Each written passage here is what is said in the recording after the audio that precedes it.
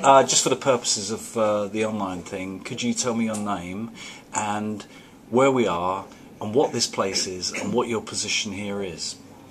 I am Mitch Gross, the Applications Specialist at Abel Cinetech New York office, but we have offices in Los Angeles as well as Chicago.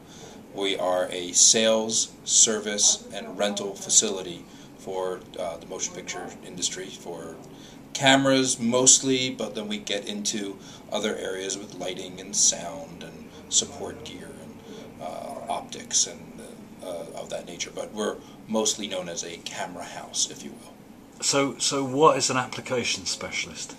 Well, it's you got this thing and you got that thing, and you want to try and do that, and how do you make these work together with whatever you need to make it do that? Or, frankly, the way I like to look at it is, I have a task at hand. I want to try and achieve something, and what tools are there available to do it?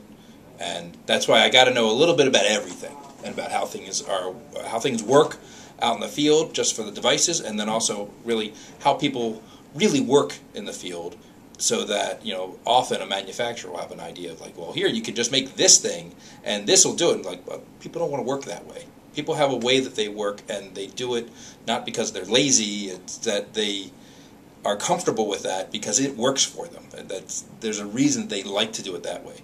You know, all the time people come up to me with saying like, I've got this new idea. And it's like, you know what? I'd love to hear your idea.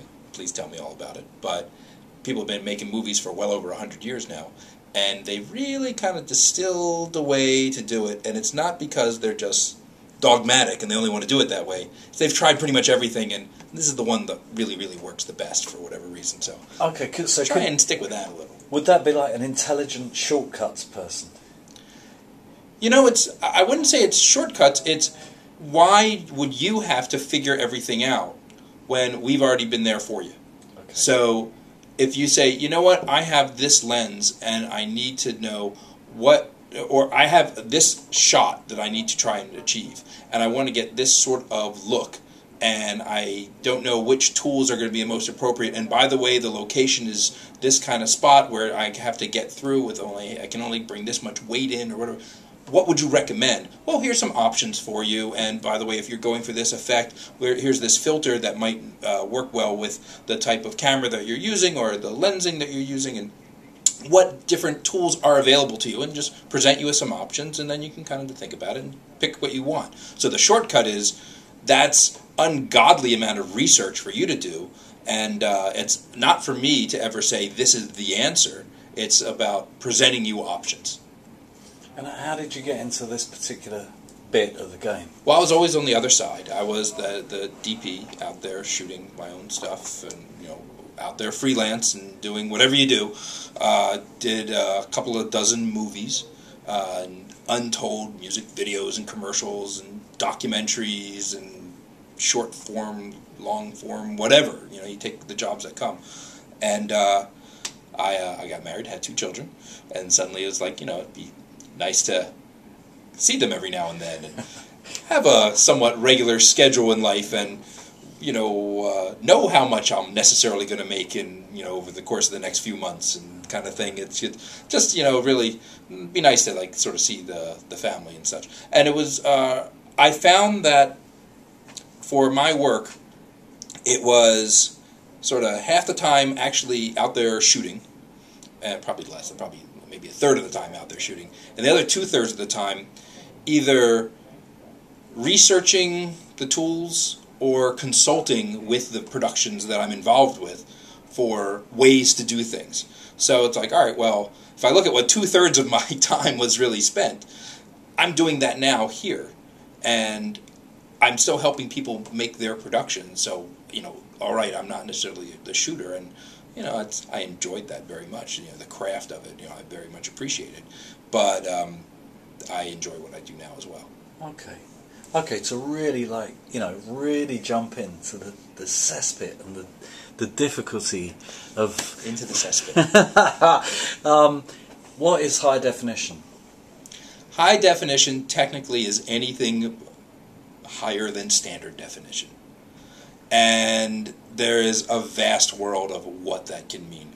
You know, if you've got 720 by 480, or a higher resolution slightly for a PAL version of it, you can say anything that's 1 pixel or line bigger than that is quote unquote high definition. And in fact, we have some scientific cameras here that are 800 by 600. Well, I don't know what that really gets you. It's slightly more, and you could use that in some way, but would I really call that a high definition camera? Probably not. 1280 by 720 is a high definition standard. The part of what that standard is that it is at minimum 60 frames a second. Now, for European usage, or for PAL country usage that are on a 50 hertz standard, they often just take that and turn it into a 50 frame signal.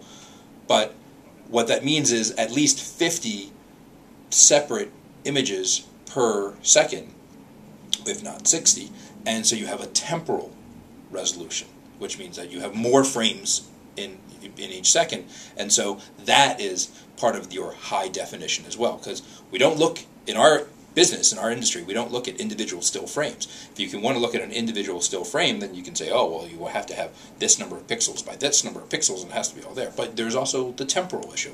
How many frames are coming at you, how fast? And so they could be fewer amounts, there could be fewer pixels on each individual frame, fewer bits of information. But if there are more of them coming at you faster, then you effectively have a higher resolution, because it's more information is coming at you over a given time. So 720p, 1280 by 720, known as 720p, is at 60 frames a second, versus a 1080i interlace, which would be 1920 by 1080, and then if you do the math, and you say, well, how many pixels, if you're getting an interlaced, means you're getting 30 full, I speak in the American standards, but if you're 30 full frames, or in the rest of the world 25 full frames, because it's interlaced, so it's every other, of 1920 by 1080, well, you can do the math, 1920 times 1080, and then you multiply that out by 25 or 30, versus 1280 by 720, and you multiply that out by 50 or 60, and you find that it's almost the exact same thing. So it's really, those two standards have been well accepted as, at least for the broadcast world, as two resolution standards.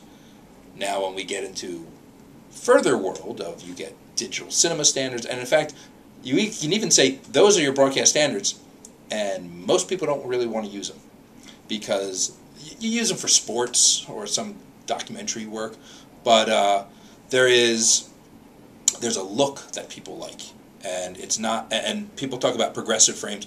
Progressive is part of it. That's a technical reason, because interlaced lines, that only came about because in the 30s and 40s, the technology of a TV tube with the phosphor screen, they couldn't start at the top and just scan. By the time they got to the bottom of the screen, the top was already starting to fade, and so you would have a flicker effect. So they did every other line, and they came back and did all the in-betweens, the evens and then the odds, and the evens and the odds. What the effect of that was is it kept your screen illuminated, but frankly it was only, every other line you had half the resolution illuminated and the rest was fading away. But it gave you the illusion of it. But it creates a sort of look to have, when you have that increased temporal resolution, you could take a film camera, you could shoot it at 60 frames, and if you projected it at 60 frames, it would have a sort of look. It would have an almost video-y look, because it's what people associate with that sort of look of the high repeating frame count. And traditionally, not better or worse, just different, you have film cameras were first in the silent era. Basically, it was all to save money. How slowly can we run the film camera, and then how slowly can we run the projector in order to but give the sense of motion without it looking like individual frames that are get the strobe effect. So you had in the silent era, you had 16, maybe 18 frames a second you could get away with, and you would have what's called persistence of vision, that it felt like they all flowed together. Well, then sound came along, and not only did you have to standardize an exact speed, because otherwise everyone would sound like this or sound like this, so you had to standardize an exact frame rate, but also the technology at the time, sound quality at 16 frames a second was just really, really poor, and so they bumped it up to 24 frames a second. And at 24 frames a second, sound quality was pretty good, and you got a certain kind of look. Well, that certain kind of look has carried over, almost 100 years later. Really, or was it 85 years or so? Really, it's not about being better, it's about being different. So people generally like the look of 24 progressive frames a second or 25 progressive frames a second. But when you take that, the first thing you're doing is that for these technology standards of 720 60p or 1080 of 60 interlaced lines, which means 30, well, you're taking it, you're throwing some of that away. You're just going to repeat some of your material in order to fill out the time for the video standard, but you're actually only generating 24 or 25 new frames, new pieces of information every second. So I always look at high resolution of like, do you really want it or not? Because it's not what people are really looking for in an image. It's not about, is it really technically better? Technically better is as high resolution as you can get and running as at fastest speed you can get, or refresh as you can get. At a certain point your brain can't notice the difference. But that's technically more information. That's more like reality around you. Well, so what? People don't, Alfred Hitchcock said, I don't make movies to make a slice of life, I make a slice of cake. And that's what we're talking about. You want to make this look, this feel that people associate with a certain kind of cinematic quality, if you will. And one of those things is 24 frame a second look, that delay factor, that separation from reality a little bit, it gives the feel that people like. So when people ask me what high definition is, it's a very long answer to say, well, it's kind of whatever you want it to be as long as it's more than standard def. Okay, no, this is good because it really needs laying out. And there's this issue in the mix. I mean, tell me if I blabber on too much. No. I want you to. I want you to because this is I'm intending a global take on it. So if we have facets of opinions about what this thing is, sure, and how it matters. I mean, there's an argument in the mix that high definition is a sales issue. Where the corporations need to jack up the ante so that the punters in the public hooks on and then buys a new one and then they'll hook it up another way. Well, honestly though, you can see a difference in the image. Now, if you've got a 13-inch television, tiny little screen, you're not going to see the difference. You sit 5 feet away from it, you can't see the difference. I mean, look at a postage stamp. But if you look at a screen, even a relatively normal, 21-inch monitor or something yay big, and you sit 3 or 4 feet away from it, you definitely can see the difference between standard def and HD. I mean, even the lowliest level of HD, sure, you can see a difference. There is an image quality difference. Just like, why wouldn't we have stopped at VHS as a record format? Well, because it drops a lot of resolution and a lot of color space issues and a lot of other technical reasons why it just crapped out the signal. So plenty of good reasons not to stick with it, and you can see the difference. That's a particular example of a very low quality format, frankly, that you could really see the difference and where you would get from adding a higher technical image quality, whatever the spec. I want to kind of interrupt you because in all of that, because you actually said this in passing in the way, it's about what you throw away, and we have this issue, don't we, in the early days of HD, that actually to even get something down on tape at the time, we had to throw quite a lot away. Well, here's the thing that people always forget: it's not just HD. Everything throws something away. Film, your brain. Everything throws information away because you can't take it all in. If you took everything in and you tried to take it out, you're schizophrenic. You need filters, and the difference is making the choices of what gets thrown away and how it gets done, because you don't necessarily get to decide.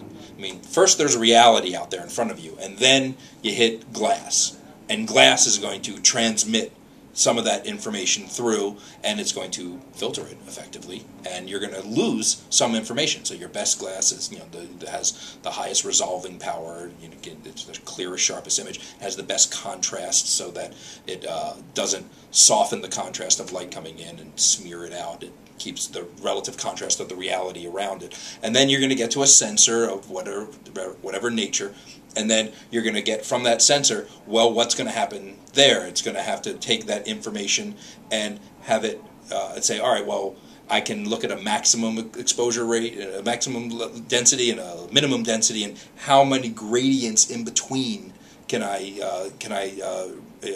see, and then within those gradients, how detailed the information will I keep, which is what's called bit depth in digital terms. How, to describe this as number 7 versus number 7.01386765. Well, when you get into deep detail that way, the more detail you have, the better you're going to be able to see the difference between this one and the one next to it and the one next to that. And so you get greater information that you have to play with, because then you're going to take that information and you're going to have to record it somehow. And when you record it, there are uncompressed recording systems available now. But then there's, for the most part, most people are compressing it. And there's various ways that people compress that information. And there's some very, very clever ways that you have mathematical formulas that just say, take all these numbers and put them all together, and then say, it only takes up this much space when you put it together, and then when you take it out again, you have to decompress that information and pull it out, and it becomes somehow magically, mathematically lossless. You get the exact same numbers that you started with. Sometimes it's almost lossless, but there are interesting algorithms, and that's when you get into higher mathematics. Well, I kind of want to go there. Well, we can absolutely go there, but you have to realize that no matter what, along the way, you're always throwing away something. It could be the best photocopier in the world, but every time you make a copy, there's something lost in translation, and you don't always get to choose what that's going to be. In fact, often you don't get to choose what that is that's going to be. So I always have the attitude of the very, very best from the start, because as you go, you're going to lose stuff. And so you want to start with the most information you can. That's why I'm a believer in getting it right in lighting. Getting your exposure correct. And every time they say you fix it in post, it's like, well, you know what? I have to get you something for post that you'll be able to fix, because you can't create something from nothing. And so it's all about getting as much information to start and then working your way down. Because yes, in the early days, quote unquote, of HD, frankly, in the really early days, you were doing a completely analog system that only existed with an interlace system, and you. You're talking about the Mac system? Oh, I'm talking about things like the old, there was the 1,000-line Sony camera from like '86 or so, and there was Ikegami had something a few years earlier than that, and various systems that were bouncing around. And in that signal, you had, amazingly enough, for a long time, sensors were the top part of this all. I mean, they could actually see a lot of information. But then it would be, what are you going to do with the pipeline that came behind now it? Pipelines. Now this is, I don't know what it is, but I've got this kind of problem around transfer and transform. I always forget the difference. But modular something function. MTF, modular transfer function. Transfer. It's transfer, and that's not about necessarily the pipeline. Right. It is about a way of just saying, what has happened to my image? There's a lot of different measurements you can make of your image, but if you want to look at the resolving power of an image, you can never just say, I need to test what is the resolving power of this camera. Well, there's no such thing, because it depends on what it's looking at, and it also depends on what lens is in front, because they work in combination. And then it's what kind of post process are you going to, and what's your final output going to be? Because all those things interrelate and function together to give you an output. What the modular transfer function does is it just tells you, and it's sort of a bar graph that charts what your resulting resolution is, so that you can actually, because MTF, you can hear specs till the day you die of, this is resolving at a true 4K, and this is because it's uncompressed at this, and you can. Doesn't mean anything. I can take one camera that is a sub 2K camera, a 1920 by 1080 camera, and I can put it up against another camera that uses whatever sort of digital filtering and such, and is starts as a 4K censored image. And I'm not talking about any particular one camera, but I can take two cameras, and I can take one that on paper, this one has so much more resolution than it's starting with, and this one starts with much less. But the way that the information travels through, my lower resolution camera delivers a much higher functional resolution in the end. And that's what we're talking about with MTF, a functional resolution, what you're going to actually get through the pipeline. If you don't see an image that is sharp, then it doesn't matter what it started with. I mean, I can buy a cheap little pocket still camera, and it can say it's a 12 megapixel camera, but it's going to be fuzzy as crap because there's a whole bunch of other stuff that's going on. Are we talking about the weakest link in the chain, perhaps? It's weakest link in the chain, and it's also the way they interact. Yeah. Because when you take a chain and you grab one end and the other and you pull, every single piece gets pulled at the identical amount of stress. But that's not the reality in a system that is a camera with a lens and then a sensor and then a processing circuit that takes that signal and it measures an exposure range, and then you get into something that is the codec, that is the record media, and then from there you're going to have to process it to get out an image to then be able to get to a final stage.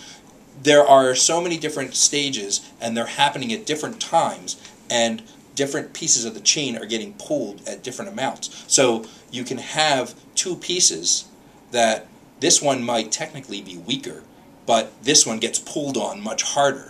And so it really reacts differently. That's why you can never just say, oh, well, this is how it'll be. Because I can take a camera that is really designed as a raw camera, and it shoots a raw image, and that raw file then translates over. But because the post house isn't prepared to deal with that raw image, they take it and turn it into a piece of video like HDCam SR.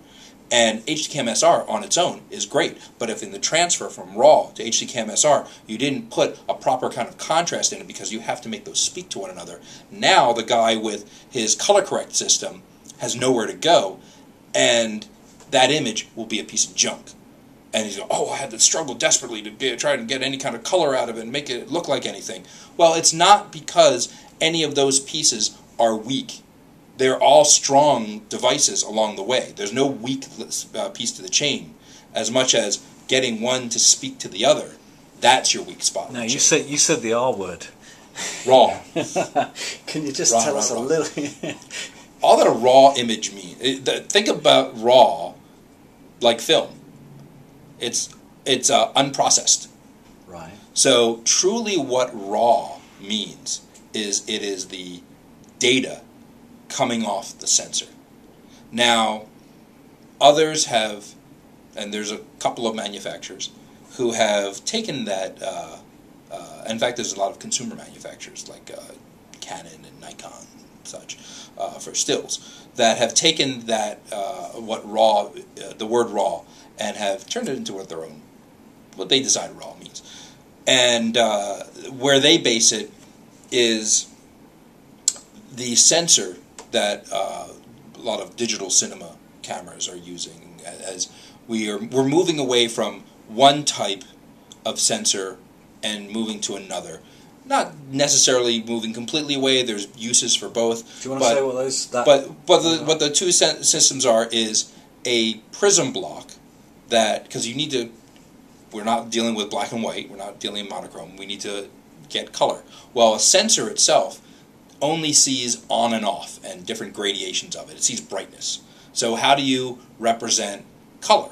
Well, there's two ways, or there are several ways, but you can either take three of them and go through a prism and split it off, and as you split off in the prism, then you go through a little filter, and one is red, and one is green, and one is blue, or you could do it's yellow, cyan, magenta, but generally red, green, blue. And then those three basic colors represent your color spectrum.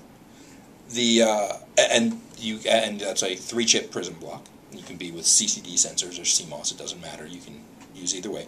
Or you can use a single sensor. And that single sensor can have a mask in front of it. And there are commonly two types of patterns that can go on those masks.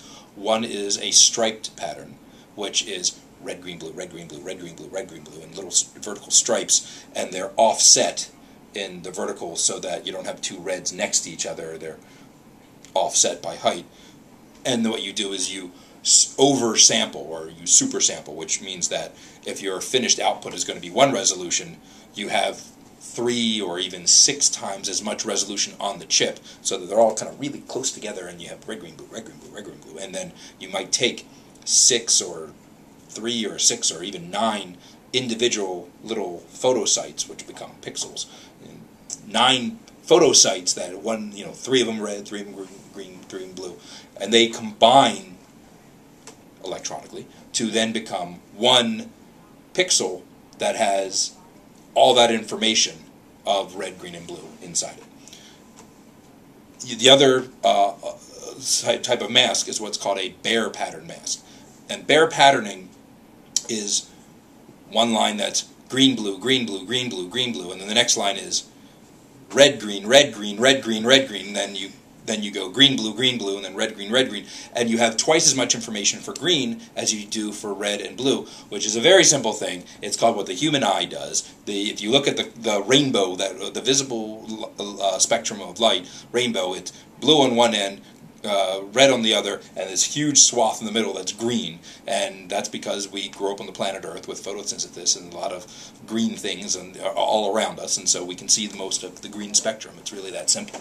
But in doing so, you have twice as much green information as you do for red and blue, and then you can take this information and you can translate it, debayer it, it's called, and turn that into information for each photo site that has not only brightness but a color value, relative balance within all those 3 colors. And what it means to be raw is to take the information from before you do that combining to get that finished picture, that processing. Whether it's bare pattern, whether it's striped, there's some other patterns that are available, they're not very popular. Or, frankly, even with a prism, you can have green and red and blue, and before you separate them, you could have the 3 pieces of information separate, and that is a form of raw. So there's a camera called the Viper that would put it in its data stream mode, and that would just be all that pure data. Just take that pure data and record it. And people say, well, when I look at that, it's all green. Well, it's because green is the most visible light. You're going to have much more green information than anything else. All right, well, if you don't, and people started putting magenta filters on the camera. It's like, no, you don't understand what this camera's doing for you. You're limiting it. You don't understand what's happening here. But if you use the camera, and you know what happened, right? It's one of these things that people don't understand what they're doing with it. Well, maybe that's not the machine for you because it's not working in the way you want to use it. Not saying that you're wrong. It's just saying maybe there's a better choice for you to use that's going to deliver you something that's more useful. But all of these are examples of raw information. It's just unprocessed. Now, is that better? Is it worse? No, it's just different. And you just have the value that people see in raw is that it's before someone else, before some machine, some ungodly thing has gone, some automaton has gone and done this for me. And I don't get a choice in talking to it about how I might want it processed. Now, the fact is 99 out of 100, it's going to do a much better job than you're ever going to do about finding the right way to translate this information in order to get the image that you want. But it's raw. And as a raw piece of information, it's untouched. You can work with it as you wish to work with it and make the image that you want to make because it's pre-processing. Now, there's another advantage to RAW, which is that in the case of the 3-chip sensor, that's red and green and blue. It's actually 3 times as much information as a finished piece that combined all that into a single signal that is just all of the color spectrum in the world, just in that one signal. But in a bare patterned sensor, what you actually have is 1/3 the amount of information. Because you have, let's say, 1920 by 1080 photo sites, and they're just individual brightnesses, and some of them are representing green, and some are representing blue, and some red, and they're going to, in processing later, you're going to borrow a little bit of information from the ones right around you in order to figure out how much color you should put for each thing. And it's 1/3 the amount of information, as opposed to having a file, say like a DPX file is a common file structure, which will have a separate chunk of information for red, and then a separate chunk of information for blue, and a separate chunk for green, and it takes up 3 times as much space.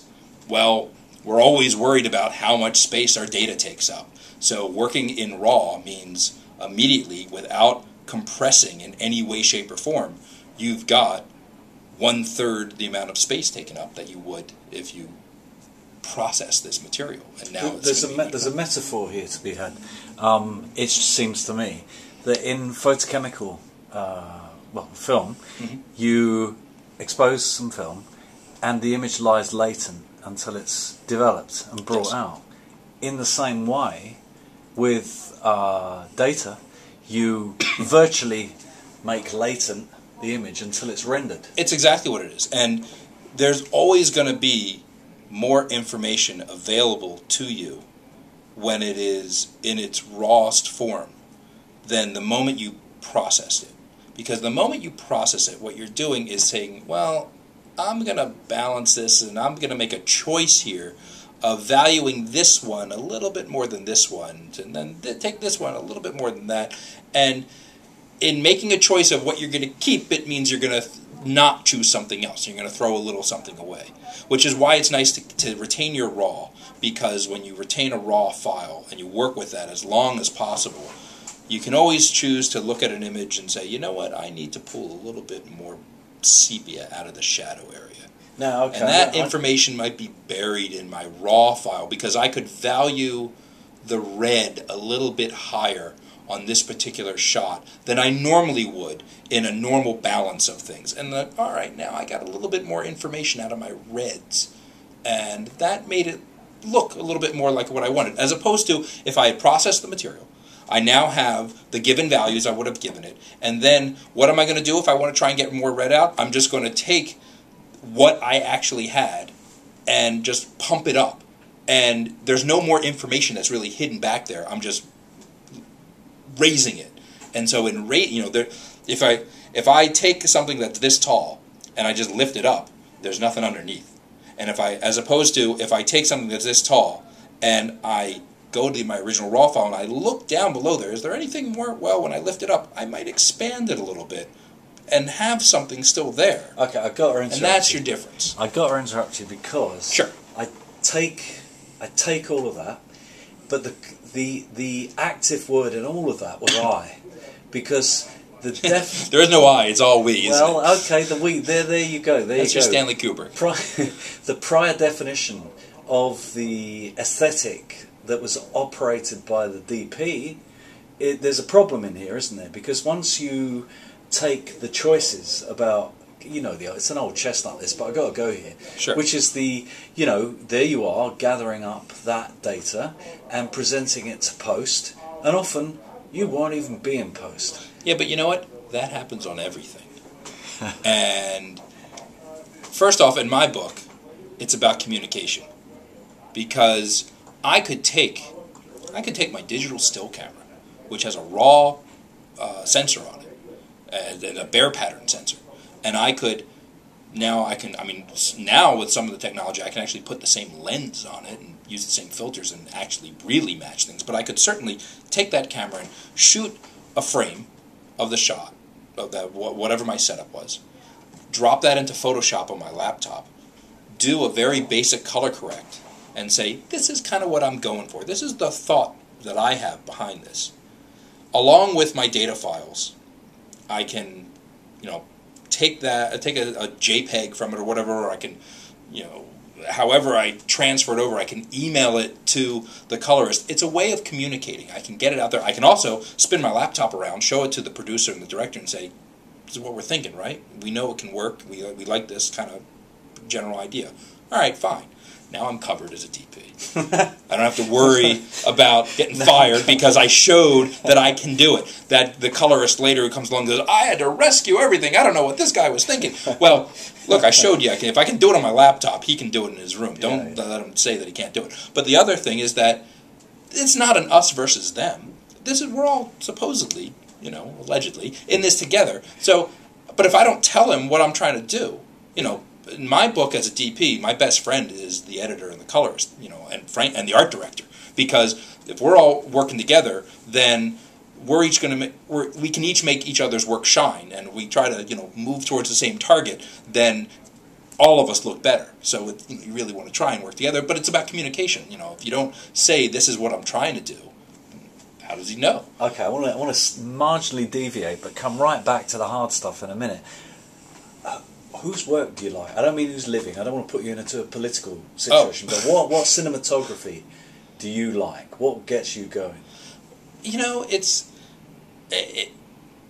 Sometimes it's just like looking at you have some amazing work. Like you can look at the work of Greg Toland, and you can look at some Jack Cardiff's work in color, early work in color, where he was pushing in directions that no one else was. And in fact, the Technicolor Corporation didn't want him to do, and being able to achieve certain things beyond and before anyone else would, because they were sort of an autodidactic kind of a person who had a vision and found a way to achieve it. When you look at Gordon Willis's work, and truly he was influenced only by what he wanted to achieve. I mean, if you looked at whatever anyone else's work of his time, especially when he first came into prominence in the early 1970s, you look at that work and it was like alien to what everyone else was doing. And people are like, how dare you make a shadow in someone's eyes? I mean, how you can't have that in a feature motion picture.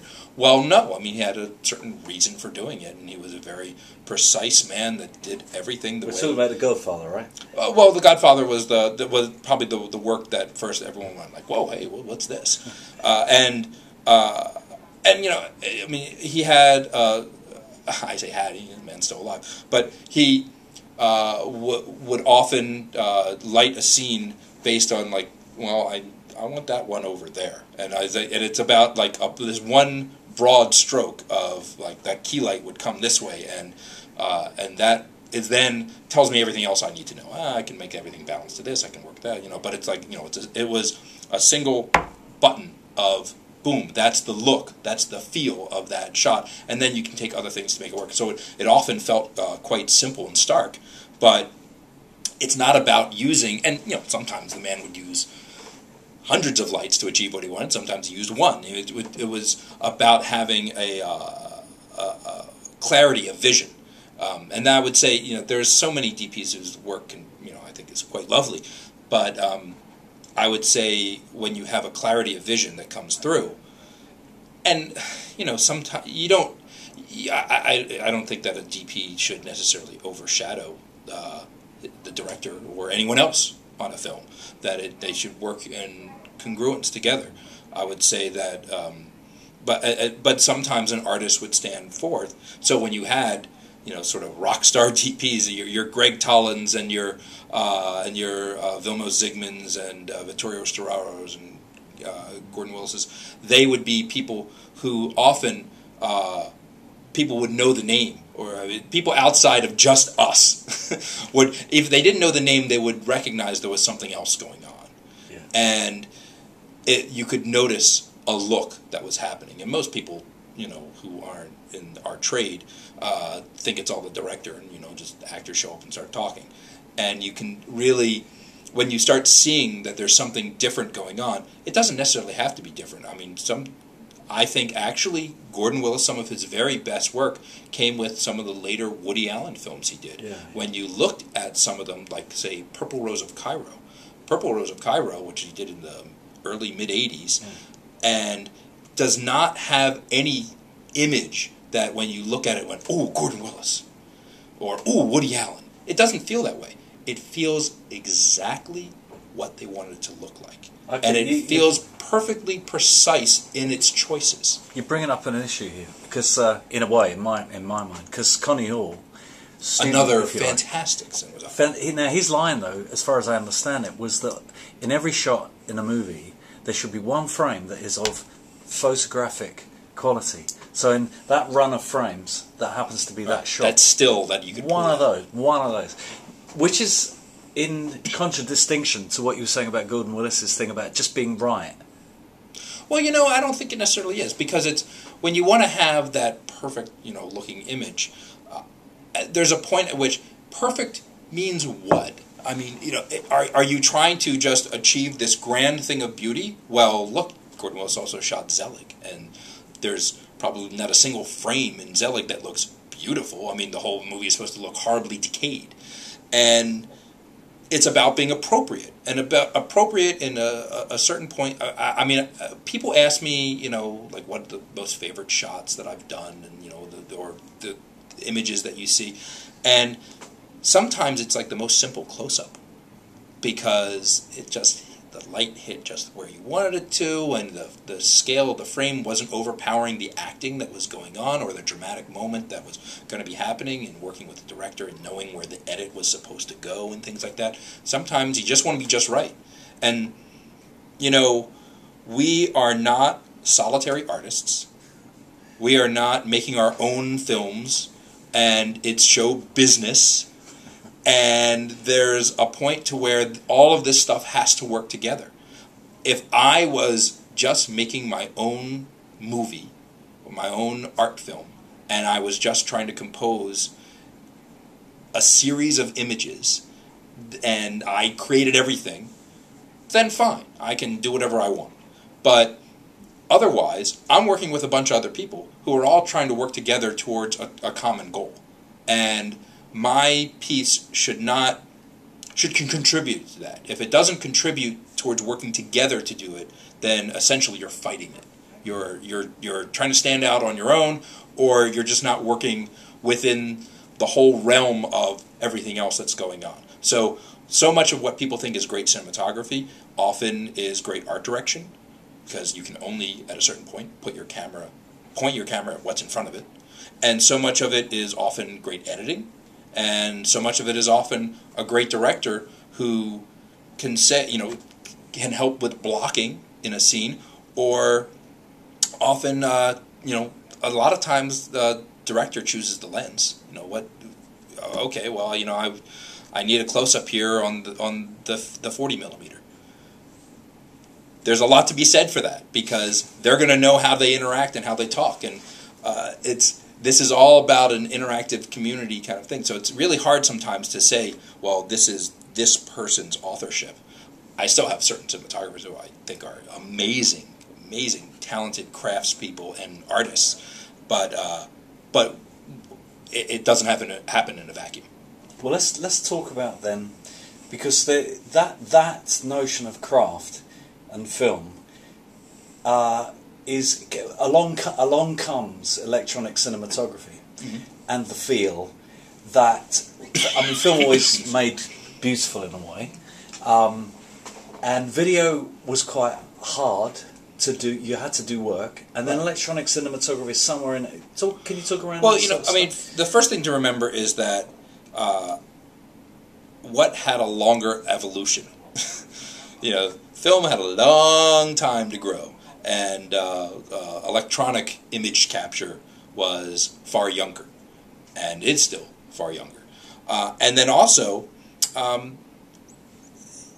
beyond just the technical issues that do exist between them, there is an aesthetic, and that aesthetic was born out of film being this thing that's been around, and we have a certain look and love of that look because we associate it with going to the movies, versus the early days of television and how television and video has evolved, which was the news and sitcoms, and it just became very different mental associations. I mean, when people would shoot something narrative, on video, the first thing people said is that the casual viewer looked at it and said it looks like a soap opera. Well, they might be using the same lighting, they might be using the same kind of sets and everything else the same, but the box that gathered image was generally used for that purpose, versus this one was generally used for a different kind of purpose, and so you had a psychological preconception to it. If it had all started differently, not that the evolution of technology ever would, but if it had started differently and we had video and then along came this film thing, people would be looking at it and go, well, it's all flickery and it doesn't accurately reproduce contrasting colors because it sort of makes it look like something else. And you know what? People like that. But now they like it, but it doesn't mean that it's accurate. And it doesn't make it actually better. It just is different. Now there is technical differences, and they're getting closer and closer and closer together. So you can say what is the latitude or there are two different things, but what is latitude and what is dynamic range of being able to basically say, here's the darkest thing you can see, here's the brightest thing you can see, how far apart are they, and that's dynamic range, and then how many degrees within each can you see, and that's latitude. So you have, that's just exposure. And then you also can say, well, color reproduction. And again, this is not necessarily about accuracy, because you can have the most accurate. You got to remember that things like the Bayer pattern filter, that was devised by someone at Kodak. And the trend for for all technology has been to get more and more accurate. And then you can choose to do with it whatever you want. Every cinematographer goes, oh, but I want this weird process to it, and I'm going to go and put junk in front of my lens. You made this lens super clean and sharp, and I'm going to put this gunk in front of it and stuff because I want to create a certain look. Well, fine. But the first thing you want to do is start with a tool that's as accurate as possible, and then do whatever you choose to it in order to mess it up. If you want to take a film stock and cross-process it, or overexpose and bleach bypass and do whatever other things you want because you're going for a look, fine, great, all very valid. But it's always been about getting more and more accurate. I mean, one of the things about what film looks like is that because, again, we're not talking about black and white, we're talking about color. Well, it's layers of emulsion on a substrate, and that's and the light has to pass through it. Well, the red was at the bottom, and because the red's at the bottom, as the photons pass through this gunk along the way, they would disperse, and red was always the fuzziest. So the first thing that people used to do, in fact, Dave Stump told me that one of his tricks was to go on the early Sony HD camera, the first generation F900. Yeah. He would just go to the red channel and he would defocus it a little bit, and suddenly, oh, it looks so much more like film.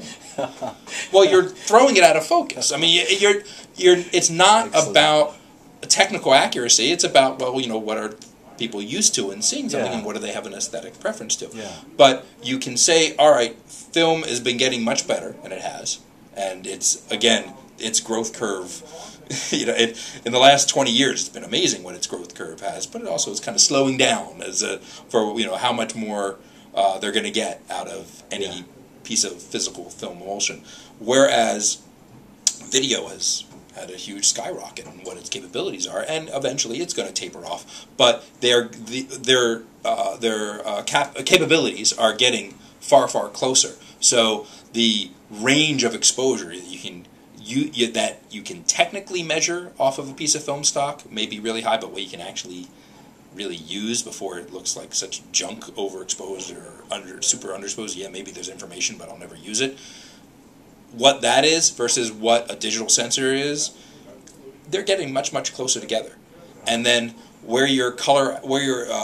the depth of information you have within each color and how accurately you can reproduce any of those colors.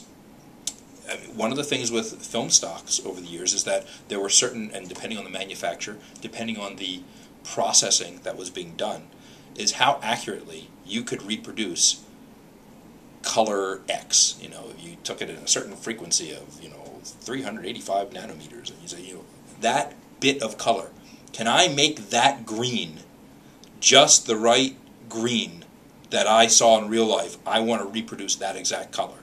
Well, sometimes Fuji could do it, and Kodak couldn't, or the other way around, or whatever. And AGFA had certain, back in the day when AGFA was making motion picture stocks, and they had lovely browns, but the green was awful. And it created a certain look, and it was beautiful when they shot the movie out of Africa with it, because it had, out in the plains, it looked just so rich and beautiful. But boy, if you had tried to shoot that in the jungle, that it would look terrible. If you took down to South America, and you look at it and be like, oh, what happened to the colors of this? And then I would say use Fuji, because Fuji's going to go to those colors much more accurately and be much richer image. Well, again, it's not about necessarily accurate, what's your appropriate tool, but people still say, oh, the film stock has a certain kind of look. Well, there's so many different kind of films. They have so many different kind of looks built into them. Yeah. Because nothing's truly, truly accurate. Even the human eye, if you take your eye, if you take your vision, you're looking at something and you cover one eye, and then you immediately go to the other one, everything's a slightly different color. Yeah.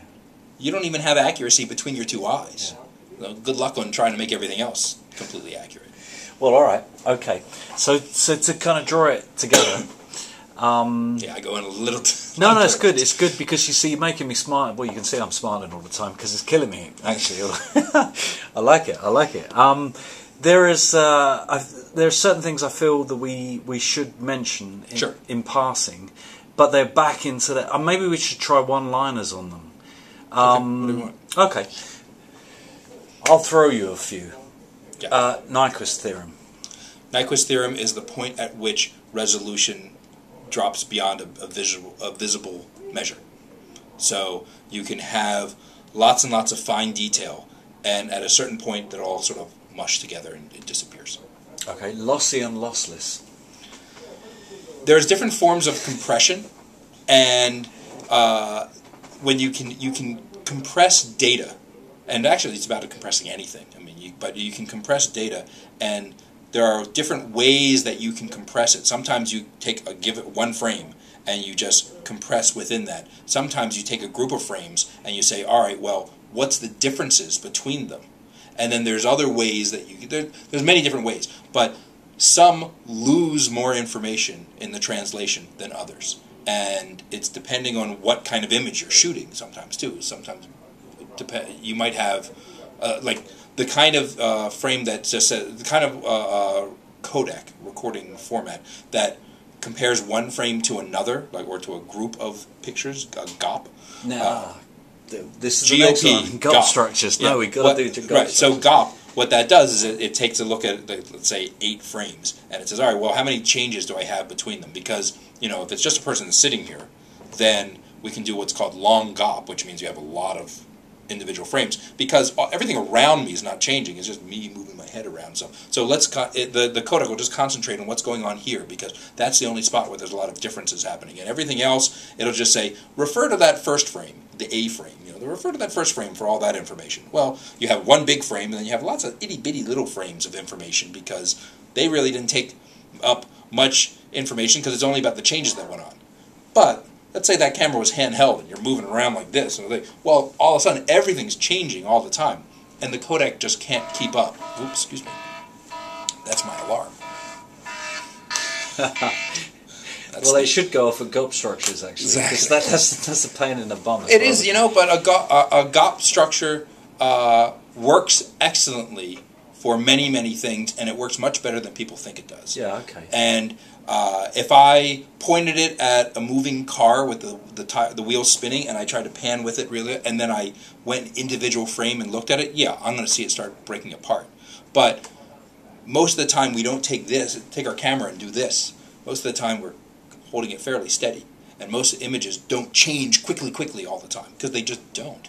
And so because of that, GOP is an extremely efficient way of recording information, especially when you have a variable bitrate GOP, which means that if not much is going on right now, it's going to save some room. It's going to say, all right, well, not too much is going on. And then if suddenly things start changing, it's going to go, whoa, I'm going to record more. I'm going to take more of this information in, because there's a lot of changes going on. I'm going to try and keep up. And then what you've got recorded is, some of this doesn't take up too much room. Then, better spend a lot more room on this stuff because there's a lot going on. And then, okay, we can take up less room with this. And now I have a file that's this long, whereas if I was always taking up more, everyone says, I must have the most information. Well, if I was always taking up more, now 1 minute of material, instead of being this long, is this long. Yeah. And I only have so much memory to work with. And so there's a great value to it. And people are always like, does that really work? And the fact is that there are camera systems that use it, and it works just fine.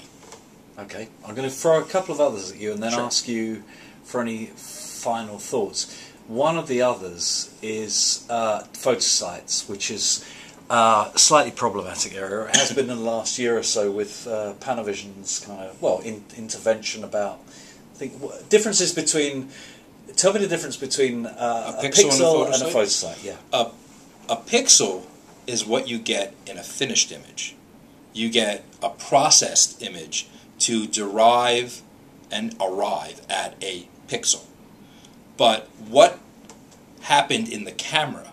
What was on the sensor? What did you use to generate that pixel? Well, those things are photo sites. And a photo site takes in light. That's all it does. You might have a filter in front of it, something that's affecting how that sees. But all that is a light gathering instrument. And it gives a little electrical value about how much brightness came to it. Well, you can take a group of them. You can put a color filter in front of it. You might take a bunch of photo sites and take a little bit of information borrowing from the ones around it and such, and different ways to process around to arrive at a pixel.